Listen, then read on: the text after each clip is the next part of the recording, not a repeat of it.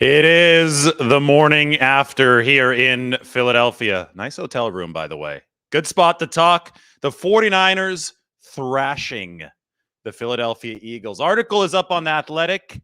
This is the best time that you could possibly subscribe. Get it ahead of Christmas. That's what I wrote last night. I'm going to be writing another one. There's going to be a lot more coverage coming.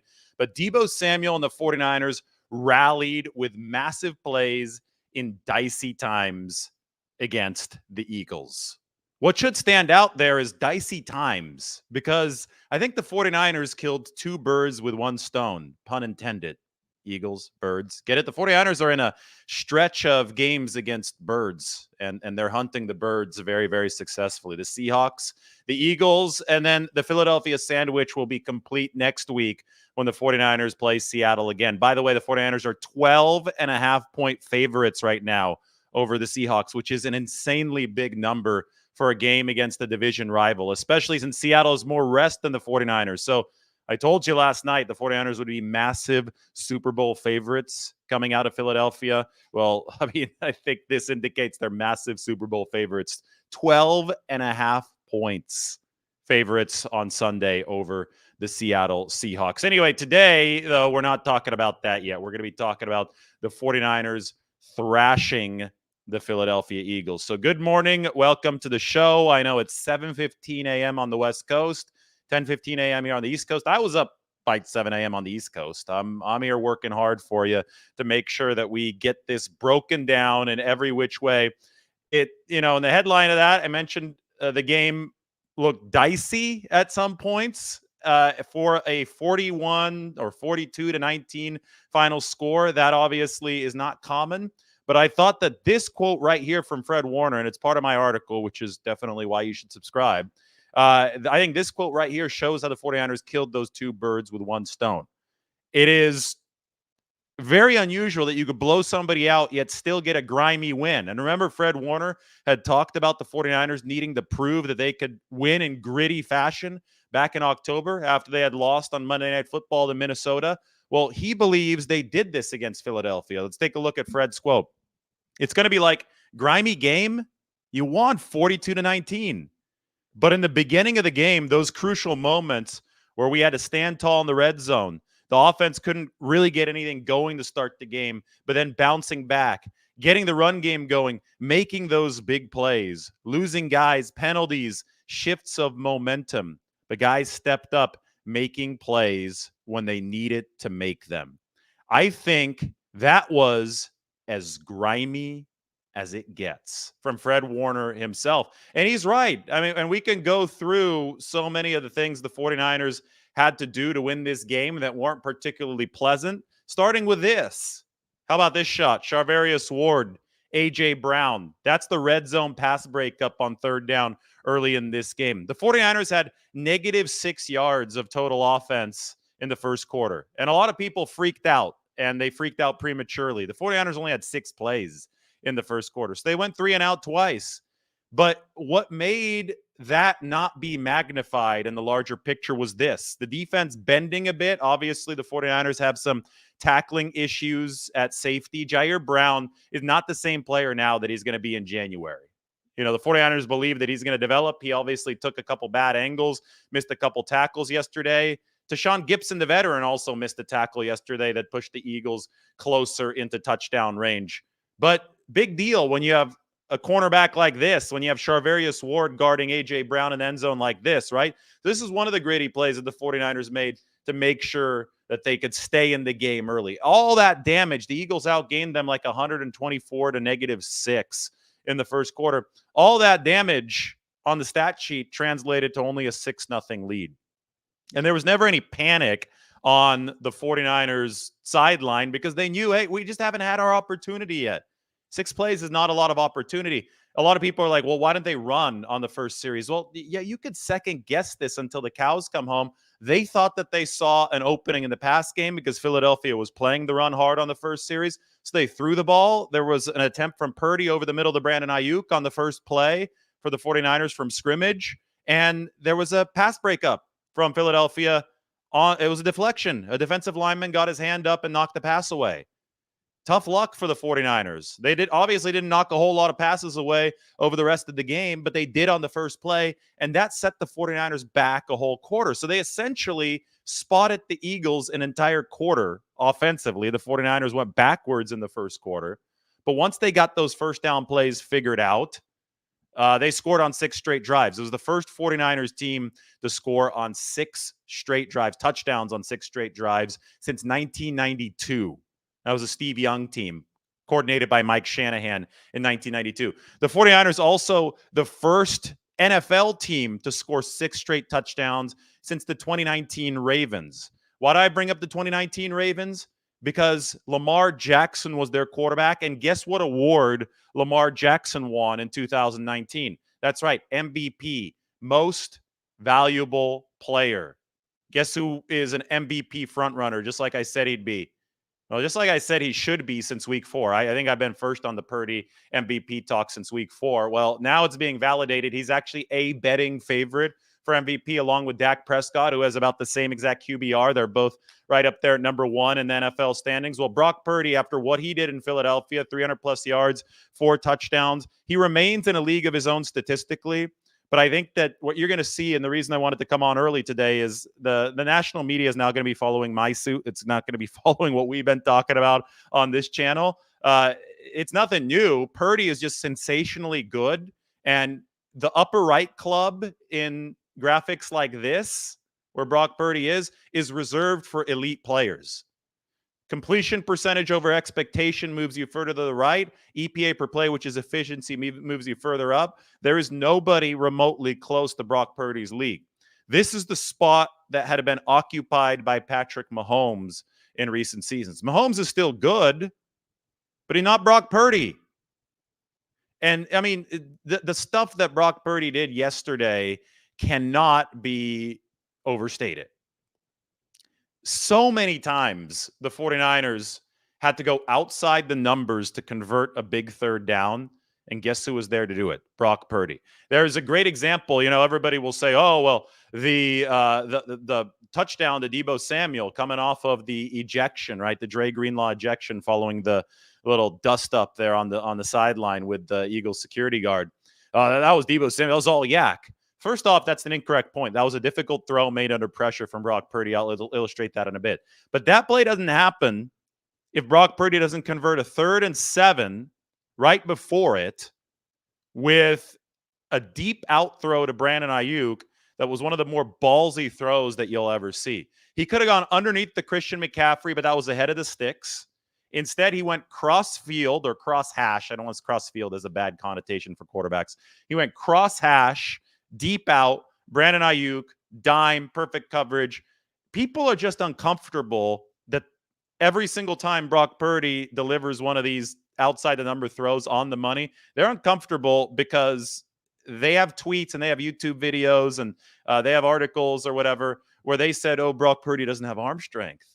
And every single time that he shows that he actually has plus arm strength, every single time that he shows that he actually has elite speed within the pocket, he's got the same burst speed as Lamar Jackson. I'm not kidding. Their 10-yard split was 1/100th of a second different out of the 40-yard dash. Every time Brock Purdy shows a plus physical trait, and every time Brock Purdy does something that solidifies his position as the best quarterback in the league right now, then they get uncomfortable because it makes their analysis of Brock Purdy look laughably wrong. So a lot of people are clinging to the past because they don't want to be laughably wrong. The human ego doesn't want to be laughably wrong. Well, you might as well accept the data right now because the data has been screaming in everybody's face since the very start of this season. You don't get on this spot of the graph without doing a lot of things insanely right, like over and over and over again. And I'm not just talking to deep out before the touchdown. I'm talking the touchdown itself.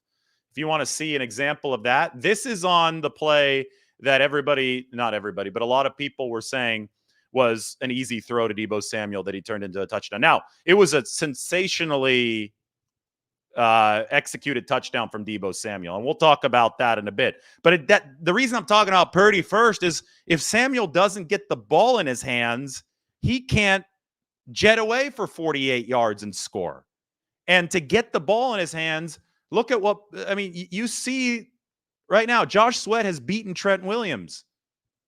Josh Sweat has pushed Trent Williams off of his spot. He's closing in on Brock Purdy from the blind side. Purdy's hands aren't even split apart yet. He's not at the point to release this football yet, and the pocket is collapsing on him. Purdy got this throw off to Debo Samuel, and Debo Samuel did the rest. But if Debo doesn't catch that football, I mean, if Purdy doesn't throw this football, then Debo Samuel doesn't catch it. Debo Samuel doesn't have an opportunity at that yak. So it all starts with the quarterback. And the biggest, simplest illustration is look at the 49ers in the NFC Championship game against Philly without a healthy Brock Purdy. They're not able to make that play. You can't distribute the ball. And look at the 49ers yesterday in Philadelphia with a healthy Brock Purdy. You are able to distribute the ball. The Eagles are getting roasted here in Philadelphia for their unwillingness / inability to tackle on the back end. The 49ers completely outclassed Philadelphia on the back end. Their receivers, their skill position weapons. Juwan Jennings had a play where it was all yak for a touchdown. George Kittle obviously had a big yak play. Christian McCaffrey obviously was running people over, running through people, running around people, darting every which way. And Debo Samuel was the king of the yak yesterday with 4 catches, averaging about 30 yards a reception. The Eagles just couldn't hang with the 49ers in open space. The same thing was true last season, except the 49ers couldn't get the ball into open space after Brock Purdy tore his elbow, right? So it's one of those things where you have to be in position to succeed, and the injury last season did not facilitate that for the 49ers. Speaking of Debo, though, he deserves his flowers. And to me, this right here was the ultimate illustration of how phenomenal Debo Samuel's contribution on that touchdown was. These are the touchdown dots from NFL Next Gen Stats. Debo Samuel had a 0.1% chance of scoring when he caught the ball in his 48-yard touchdown. 43 yards after the catch. It was expected to be dragged down by Nicholas Morrow, the linebacker, but all of a sudden he just shot out of a cannon. And that's the beauty of Debo Samuel. Is not only does he have the physicality to shake off a tackler, but it seems like a second after he shakes off the tackler right there, look at that acceleration. It's like, whoop. All of a sudden, he's outrunning DBs and safeties to the end zone. He has a 3rd, 4th, 5th, and 6th gear that other players, especially players of his size, don't have. So get lost with the 49ers going to trade Debo Samuel because he's a dime a dozen type of receiver. He's a unique player, maybe even in NFL history. I don't know if we've seen a player that has the type of skill set that Debo Samuel has. And it melds perfectly with the way that the 49ers try to abuse opposing teams in space. They try to expose your unwillingness to tackle in space. The league has gotten soft, right? The league has turned into this aerial pass attack kind of league, spread offense stuff. DBs aren't ready to take on blocks because they're not used to receivers blocking. And you have the 49ers mauling people downfield with their wideouts in the run game, blocking, and then they're mauling people with the yards after the catch. I mean, it got so bad yesterday that I see a lot of like Philly fans and even some Philly media people saying that the 49ers play dirty. They're just not used to how the 49ers play. And they're shocked because the 49ers couldn't play that way last year because their quarterback got hurt. Having a healthy quarterback unlocks everything, which is why Brock Purdy is an MVP frontrunner. You can talk about Christian McCaffrey maybe being a better player than Brock Purdy or Debo Samuel being a better player than Brock Purdy. And even then, it's a stupid argument. It shows a lack of football understanding to be trying to die on that hill because they play different positions. But you could say that. But when you talk about value to the 49ers, you need the quarterback more than anything because that's how the sport is constructed. You need the quarterback distributing the football, and there has been no clear illustration of this than last season's NFC Championship game with Purdy hurt and the 49ers unable to do that, and this game yesterday with Purdy and the 49ers able to do that and distribute the ball. All right, let's go through some of this other stuff. The 49ers might be one of the best teams in NFL history. This is DVOA, defense adjusted value over average through 12 games. This has been tracked since 1981, the 49ers' first Super Bowl season. The 2023 49ers have now passed the 2023 Ravens as the number one team in DVOA. The 49ers are number one offense, number 4 defense, and they're number 27 special teams. The special teams unit has been struggling. Yesterday, Ronnie Bell muffed a punt, but thankfully for the 49ers, he kicked it out of bounds. Literally kicked it out of bounds. So it was punted, and then it was kicked on the same play out of bounds. But top 5 offense and defense for the 49ers. This is the first time that they've had a top 5 offense and defense this deep into the season. As you can see, the Ravens also have a top 5 offense and defense, and they come to Levi's Stadium on Christmas Day. But what we're seeing from the 49ers is historic stuff. The 49ers have 9 wins, and all 9 of those wins, when you average the margin of victory, has been over 20 points. So they've won by an average of over 20 points in these 9 wins. This isn't supposed to happen, especially in the salary cap era of parity in the NFL. So the 49ers legitimately have a shot to be one of the best teams in NFL history. I'm not saying that they will be one of the best teams in NFL history when it's all said and done, but they obviously have a shot with how many star players they have and how they dominated Philadelphia at every phase of this. The one talent disadvantage the 49ers had yesterday was Philly's D-line against the 49ers O-line. And here in my notes at the hotel, the Notary Hotel, by the way, I don't know, maybe some of you are staying here watching the show this morning, but I noted that the 49ers took the disadvantage that they had up front and sprung it like a slingshot in their advantage. That to me was a really impressive part of what happened yesterday, was turning a disadvantage into an advantage. And I thought that the play that really illustrated that this wasn't going to be like last season was when they used George Kittle to chip Hassan Reddick. Remember, everybody was all up in arms about the 49ers using a tight end to try to block Reddick last year and Tyler Kroft. That wasn't a bad idea. They just didn't execute the play. Brock Purdy didn't get rid of the ball in time. But again, Kyle Shanahan said, I don't care. I'm going to use a tight end to block Reddick. But this time he only chipped Reddick with Kittle. And he knew that Reddick was going to be ultra aggressive, especially after seeing the tight end try to block him. And he was going to go, I'm just going to pin my ears back and go after Brock Purdy. I'm going to crash the edge, and I'm not, going to hold any sort of contain on this edge. I'm going after the QB. Chips Kittle. Kittle springs out on a screen. Purdy finds Kittle on the screen. What was it, a 30-plus yard gain, and the 49ers were in control. Shortly thereafter, Brandon Ayuk scored the first touchdown of the game. And the 49ers, after regaining their offensive platform, after finding a way to gain some yardage on first downs, scored, and they never looked back. They never trailed in this game beyond that point. It was 7-6, then it was 14-6, then it was 21-6. Obviously, you had the security guard incident, which I think the NFL might come down hard on the Eagles for that. They can't let that become precedent. You can't have somebody that's not a player or a coach getting involved in the game on the sideline. And to be honest, when you're watching the replay there, I mean, I get it. Dre Greenlaw is suplexing opposing players. And this is another example of the NFL, I don't think, being used to the 49ers physicality. They're zagging while other teams are zigging. They're tough while the rest of the league is getting softer. So the Eagles took offense to the suplex, but the ball carrier was still in bounds at the time that tackle happened.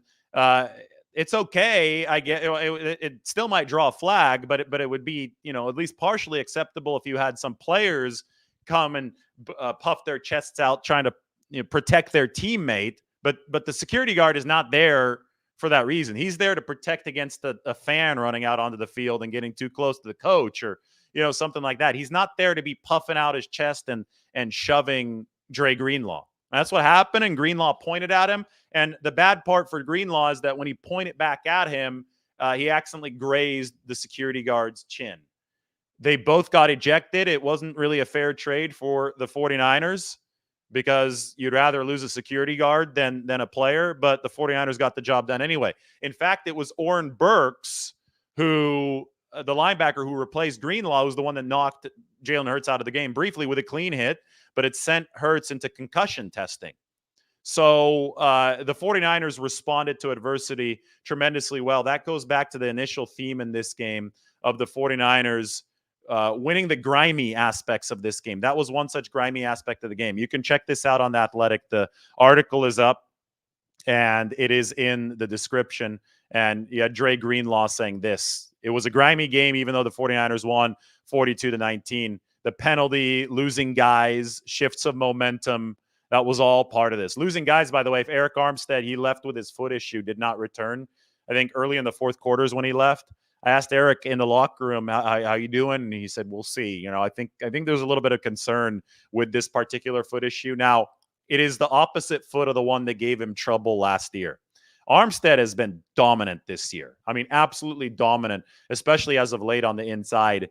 And it might behoove the 49ers to give him a little bit of rest. They don't need Eric Armstead to beat the Seahawks. They're 12.5-point favorites. They obviously wanted him against Philadelphia, and he made a massive difference. That entire defensive line, by the way, the disciplined rush that they brought yesterday against the really, really good Eagles offensive line was awesome. They held back a little bit. They didn't want Jalen Hurts to break out of that pocket and start running downfield. They said, okay, if you want to flee the pocket backwards and sideways and throw the ball away, that's fine. They didn't want Hurts beating them with his legs. And the proof is in the pudding. The 49ers allowed only 2.6 yards per carry, including Jalen Hurts scrambles in this game yesterday. So they completely shut down the run. It was probably the most disciplined they had ever been under Kyle Shanahan against the mobile quarterback. Chase Young was rushing in disciplined fashion. Bosa even beat Lane Johnson a few times in one-on-one situations, but he understood you're not going to win every single fight. And he made sure that even if you're not generating a boatload of pressure on any given snap, you've got to have your head on a swivel and you have to be rushing as a team player to not let Hurts break contain in that pocket. And the 49ers did that. Armstead was huge. After the game, I saw Bosa in the locker room hugging Kalia Davis and Javon Kinlaw, who combined for 3 sacks. Davis, his first career sack, the rookie or a second-year player, but effectively a rookie because he didn't play last season, recovering from the torn ACL. He ran down Jalen Hurts, and Kinlaw had 2 early in the game. I mean, it was impressive stuff across the board from the 49ers defense. I think Javon Hargrave, in his return to Philly, actually batted down one of those Jalen Hurts passes yesterday. That was in the 2-minute drill before the first half. As the 49ers were lapping Philadelphia, that was key, right? Scoring before halftime, stopping Philly in their drive with about 30 seconds before the break, and then getting the second half kickoff and scoring again. Part of the 6 straight touchdowns that the 49ers notched in this game. I got more graphics for you guys. You know, I always do. NFL team tiers. There we go. Look at that. The 49ers are head and shoulders above the rest of the league. It's getting to the point where there's an entire tier gap between the 49ers and number 2.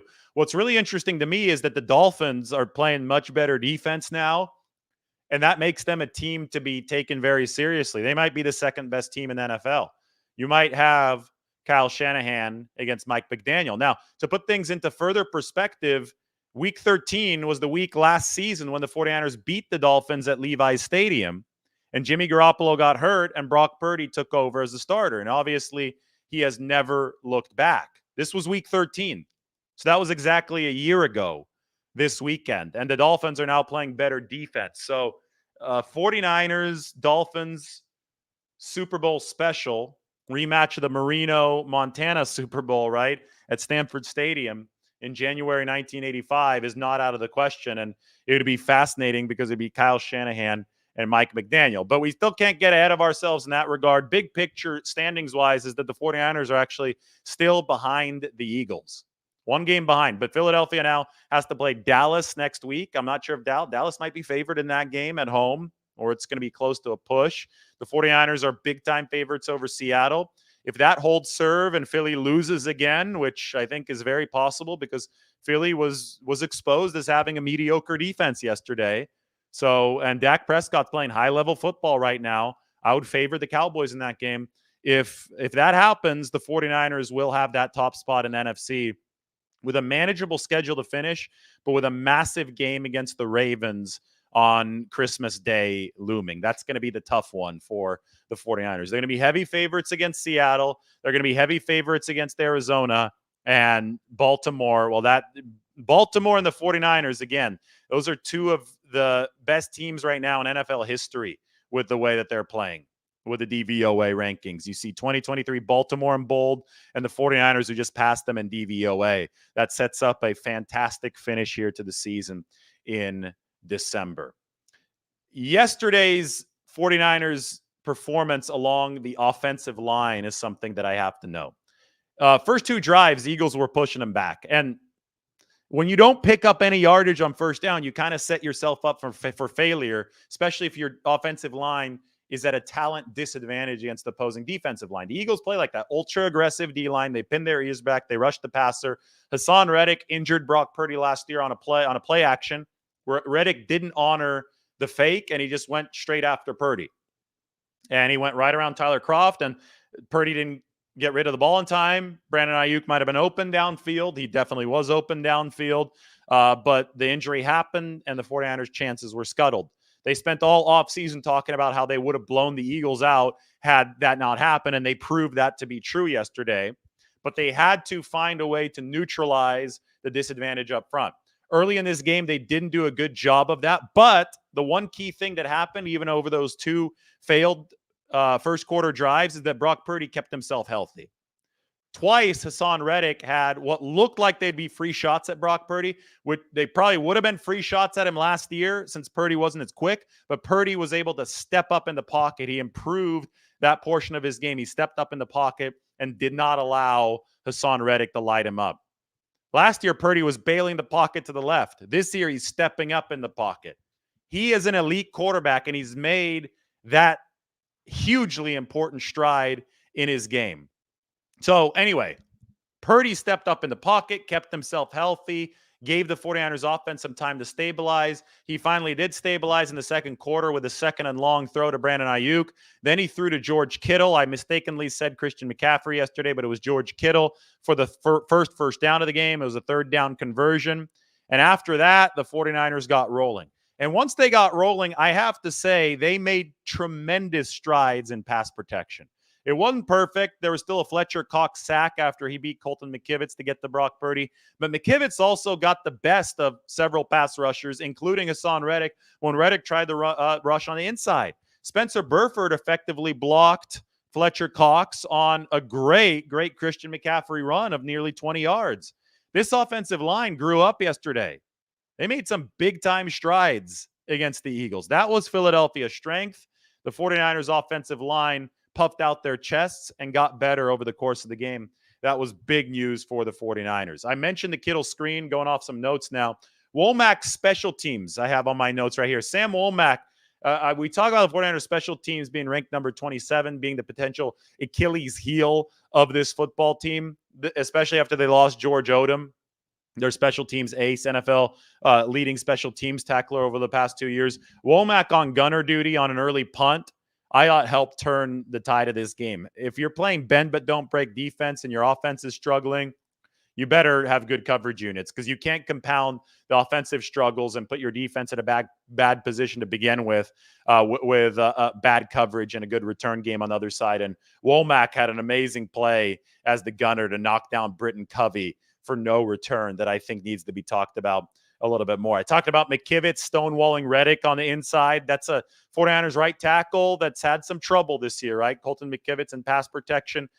Him beating Hassan Reddick on several crucial reps, including some crucial pass first third down reps yesterday, was really important.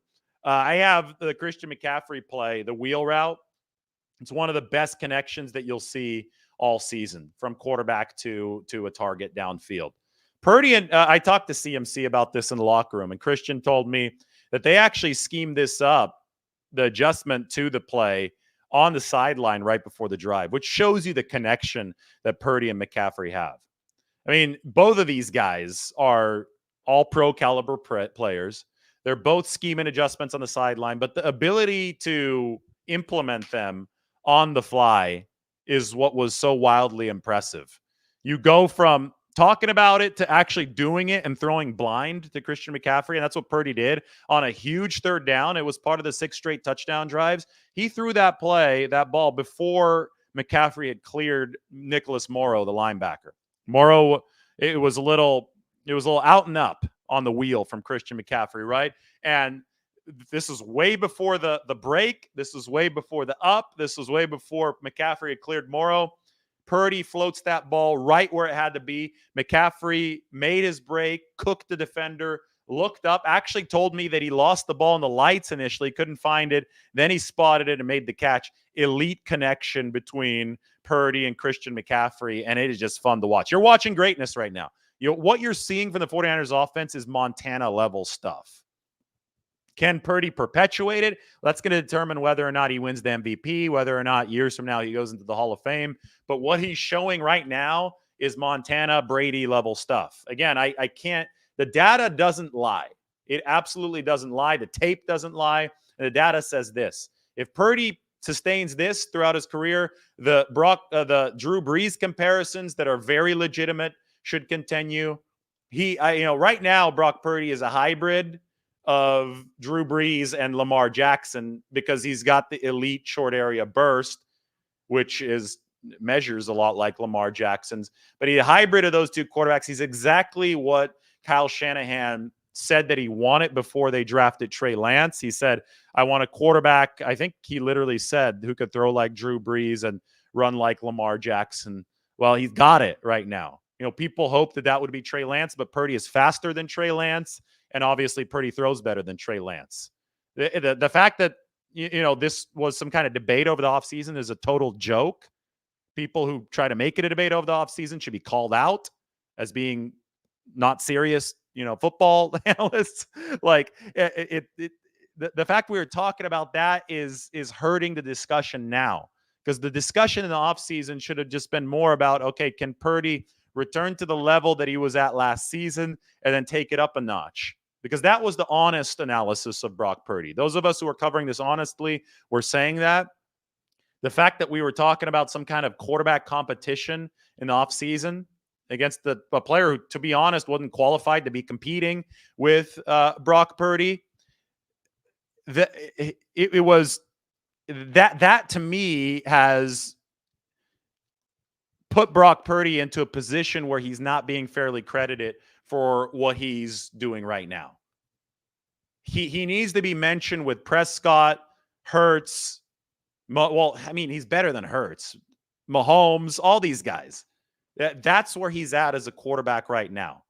And maybe the media on a national level comes around today. Maybe they don't. But the efficiency, the accuracy that Brock Purdy is showing, the athleticism that he's showing, the anticipation with which he's throwing, it is second to none. It really is. I'll go as far as to say that Purdy might be, in a way, too, his own worst enemy because he makes it look so easy. When he makes those blindside pressured throws look as easy as they are, when he connects with Christian McCaffrey blind and makes it look as easy as it looked, people assume that it's an automatic throw just because it's somehow in Kyle Shanahan's system and he has weapons, and it's not. The other guys in the league are not making these throws this year. And Brock Purdy is, and he absolutely deserves the flowers that he should be getting. Elijah Mitchell's running well. That just a couple carries, but let's point out that Elijah Mitchell's running well because there was some more ridiculous talk about that a couple weeks ago. He hadn't had the opportunities. Now he's the opportunities, and he's giving Christian McCaffrey good and needed breathers. Jawan Jennings playing good football, still getting under opponent's skin. So it has people saying the 49ers play dirty even though he's just blocking. Debo Samuel's acceleration. Holy crap. Again, he'll go from breaking a tackle to being 2 steps ahead of safeties and corners within like a 2-second window. He is a special player that the 49ers are not going to trade. Give me a break on that front. The disciplined pass rush was huge. How about the 49ers corners? Now, this is something where if you read the tea leaves, if you watched the tape and you were unbiased in looking at the NFC Championship game last year, you would see that the 49ers, had Purdy been healthy, would have a chance to rout Philadelphia, or at least have a commanding win over the Eagles. The ingredients were there, right? Lenore and Charvarius Ward allowed only 2 catches for 16 yards against the Eagles in an NFC Championship game. And I saw a lot of people saying, whoa, Philadelphia didn't pass because they were way ahead. Not true. The game was competitive until early in the third quarter, and Philadelphia passed a lot, and they were unable to pass successfully with any degree of consistency against the 49ers corners. And I said that was a big advantage for San Francisco entering this game. Guess what ended up being a big advantage for the 49ers entering this game? The cornerback position. A.J. Brown, Devontae Smith did not have a lot of effective success against Charvarius Ward, Diamaro Lenore, and Ambry Thomas. It's been the biggest development of the season for the 49ers defense, maybe even bigger than trading for Chase Young. Ambry Thomas being able to lock down that outside corner spot and allow Diamaro Lenore to shift inside to play nickel instead of Isaiah Oliver has taken this 49ers defense up to the next level. It's allowed the defensive line, and I know this is Charvarius Ward, but coverage fueling rush has allowed the defensive line to hit 2019 plus levels. I say plus because they've been better than 2019, but it's all connected. So I think if there's a weakness coming out of this game for the 49ers, it's at safety. They obviously lost Talanoa Hufanga. Jair Brown saw some very visible struggles for the first time. But let's be honest. You lose an all-pro in Hufanga. A rookie takes his place. To think that that was going to be seamless without any missed tackles, without any missteps, would have been naive. And the Eagles, to their credit, they picked on that spot of the field with some of those slant passes, trying to beat Charvarius Ward and then expose the safety help. And they did, and they got some yak early in the game because of that. And it hurt the 49ers. But again, the 49ers are counting on Jair Brown not being the same player in January and February as he is right now. They don't think he's going to be the same player next week as he is right now. They think he's going to get better every week because he's so new to this. And if that ends up being the case, this defense won't have a hole. Right now, yesterday, the one hole on the defense was the safety position because the Eagles were targeting that rookie. And it led to the 49ers giving up some yak they don't normally give up. This was the stat that I shared entering the game. The top yak defenses in the NFL. Number 1, 49ers. Number 3, Eagles.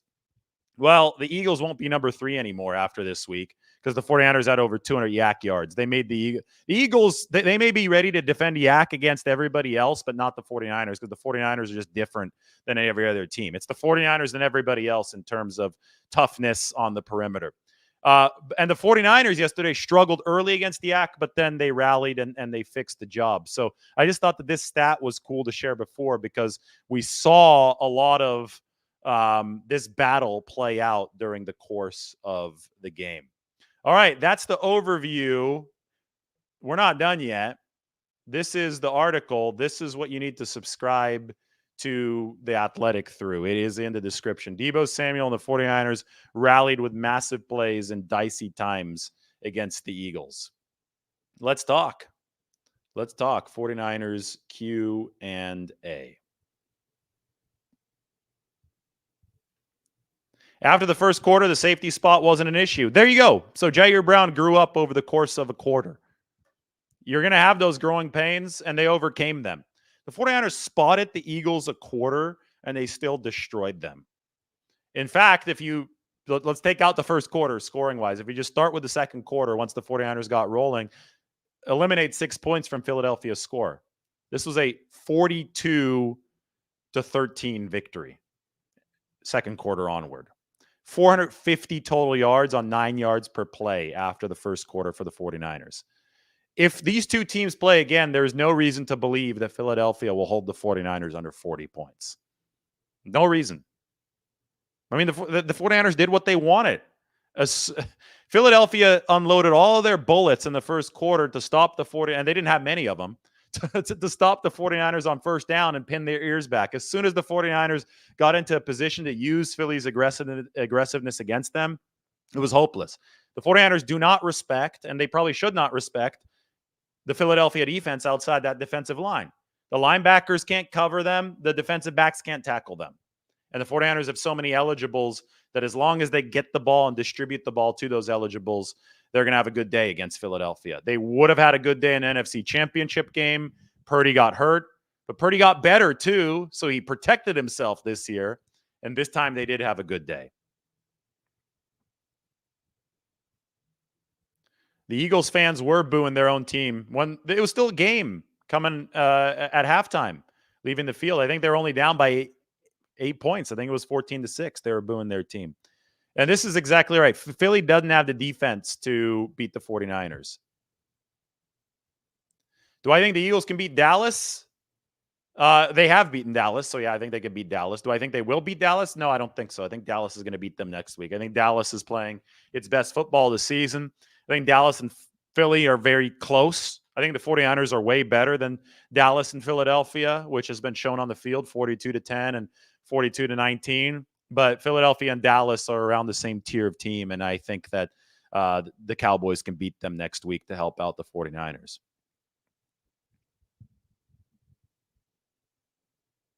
I know they didn't attempt to run to Christian McCaffrey on the first drive, but you can't read too much into a 3-play sample. They would have attempted to run to Christian McCaffrey if an Eagles defensive lineman hadn't batted down the first down throw to Brandon Ayuk. So if somebody doesn't get his hand in the way of Brock Purdy's throw, the 49ers have an 8-yard gain, and the next play is Christian McCaffrey running. So you can't freak out over the tiny sample of the first quarter. People were, but you just can't because it's stupid. It doesn't make any sense. I'm gonna have to watch the tape and look at some of the pressure numbers before I give an offensive line grade. But it's a solid B+, I think. I think they gave up some pressure yesterday. I don't think they're perfect by any means, but they made a lot of progress, and this is the talent weakness of this 49ers team. And the 49ers were able to ride the 42 points even in spite of it yesterday. So you got to give them some credit up front, especially against an Eagles front that had given them a whole lot of trouble the year before. 49ers held Philly to field goals on those early drives. They did not freak out. Yes, bend but don't break. And then one of the biggest plays of the game, where was it?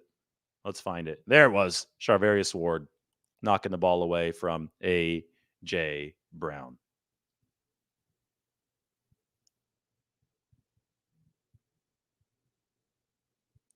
Steve says he believes what happened to the 49ers defense is Chase Young.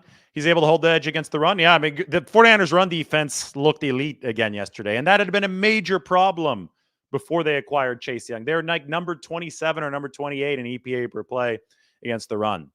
Chase aboard. Well, yesterday they gave up 2.6 per carry, even with a mobile quarterback trying to run around. So that was huge, but also the back end stuff. I mean, Ambry Thomas's emergence and the trade for Chase Young, both of those things tie into each other. But moving Lenore in the nickel has eliminated a coverage hole, and by eliminating a coverage hole, you fuel the pass rush because the opposing quarterback has to hold the ball. The goal against Jalen Hurts was to make him hold the ball because they know he likes doing that. But if you don't allow him to run, then you make him play quarterback. And if he has to play quarterback, he's not as good as Brock Purdy. He's not as good of a QB as Brock Purdy, right? Hurts is not throwing people open. He's not throwing with anticipation in the same way that Brock Purdy does. He's a really athletic guy. I think he's a smart quarterback, but Brock Purdy is is put on a master class of playing the position yesterday. So if you have the coverage on the back end to make Hurts hold it and be like, oh, God, nobody's open, that's when you really win as a defense. And the 49ers can do that because Ambry Thomas is playing at the level that he's playing at, allowing Deommodore Lenoir to take his game to the inside. That means Isaiah Oliver, who was the weak link coverage-wise, is no longer on the field. I don't know if Debo requested to do the returns. I think the 49ers, he might have. He had returned in 2021, and obviously Ray McLeod was out. It was a big game. They put Debo Samuel back there.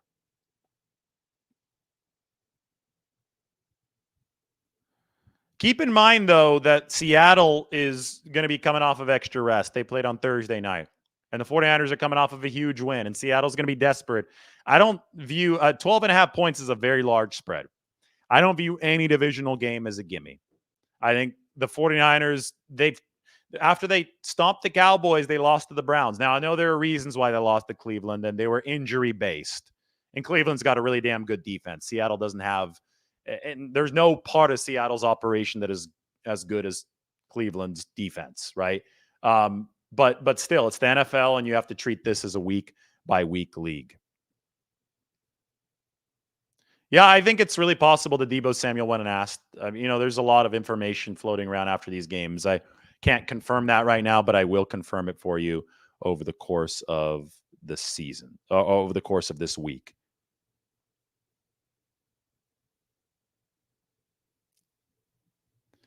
Well, Ronnie Bell's the backup punt returner. You generally feel a little bit more uneasy with a backup punt returner, and he did kick that one out of bounds. 49ers hope to get Ray McLeod back next week.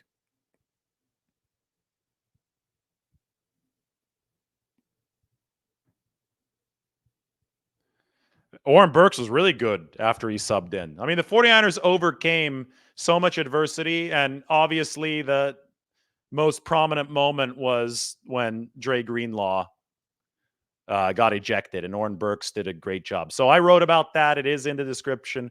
Why don't you make sure and check it out? So I think I went through everything in this game. The 49ers and the Eagles, I got a lot more. I'm in Philly here for the rest of the day. Some fun stops, some fun food slated in Philly. I'll bring it all to you. I'm going to be writing. I'm going to be talking. It's going to be a fun day. So I just went through the whole notepad here. Articles on the screen. Do me a favor. I don't sleep. I work really hard to bring you all this stuff. So subscribe to The Athletic through the link in the description. Check that out. That's how you're going to get really, really in depth. And subscribe to the channel, of course, so we can continue talking about some of these articles and the 49ers. You're going to see some Philly sights. You're going to hear some Philly sounds. You're going to taste some Philly food, maybe through the screen today. It's going to be a lot of fun. It is sunny in Philadelphia today. It's not always sunny here, but as they say it is, but it is sunny. I had to actually roll in the curtains there because the backlighting would have been terrible. All right, everybody sub to the channel. Thanks for joining. Hopefully you had a great morning. We will talk to you very soon.